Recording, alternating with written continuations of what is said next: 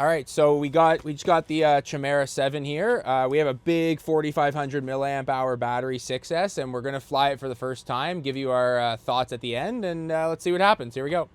All right, guys, first flight with the Chimera. We heard it rip, so let's see.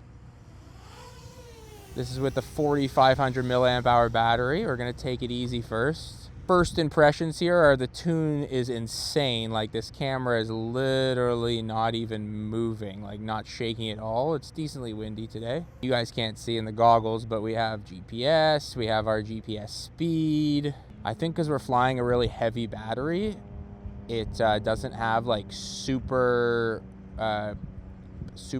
top end like punch out. But in terms of cinematic flow, my God, this thing's insane. Like, it's almost like I need to lower the angle of the camera. Damn, I think this battery, though, is going to last a long time. I haven't tried any punch outs yet. I'm just kind of taking it easy. It's a new drone. Yeah, we're not trying to crash it on the first flight. We're at our test field here. This is where we test all of our newest drones and all of our crazy ideas. So give it a little bit of distance here. I know that we will have the distance. Again, this is a long-range drone, but just the first flight, I'm going to take it easy. I've flown a few 7-inches, but this is like the first sort of 7-inch I've flown at length, and I'm used to 5 inches, so for freestyle and all that kind of stuff. But if we rip, that's 100, according to our GPS, that was 120 kilometers an hour. I don't know how accurate that is, but I can try another rip here. Maybe with the wind, if I come over here. And we're still at 3.8 volts, which is insane. So if I rip with the wind, let's see what happens.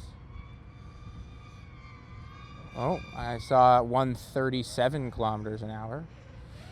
Doesn't look very fast in the goggles because we're on a massive field, but all right, here's a little pass by for the camera. Maybe this will give you a sense of speed.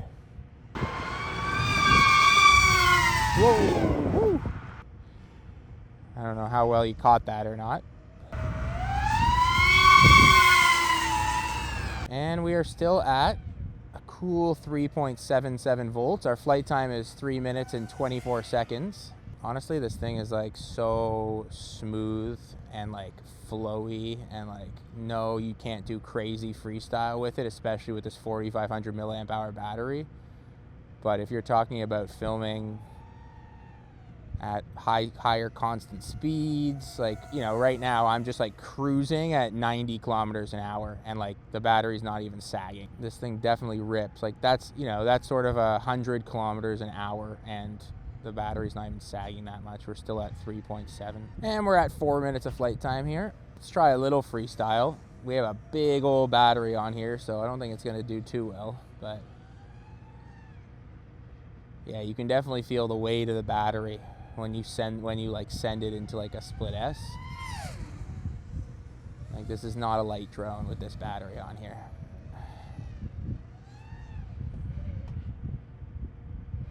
But if we raised our height up, let's say we went to 120 meters, our max height, and then we dove,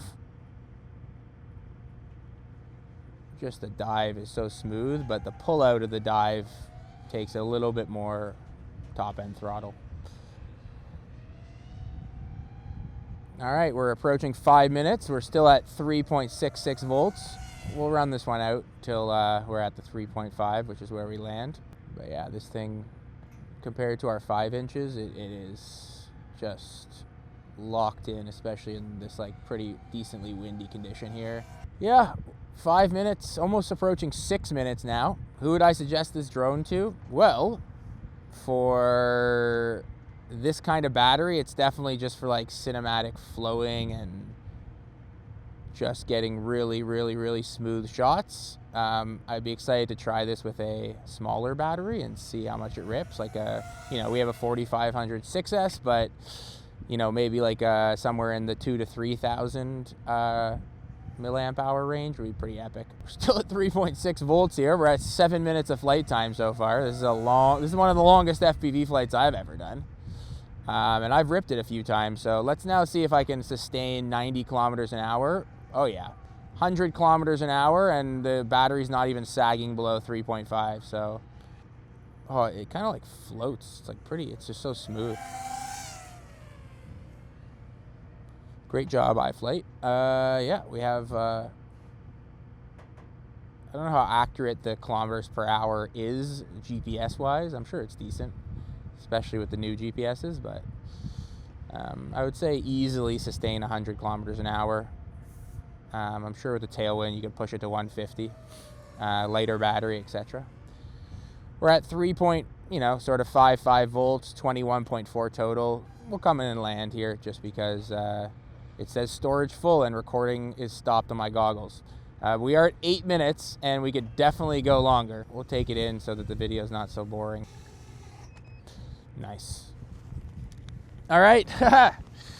Unbelievable drone, super smooth. Yeah, we're gonna do a few more flights with it and see how it performs maybe with a smaller battery. But overall, so far so good. iFlight, great job. And that's our review, our first impression and a review of the Chimera 7.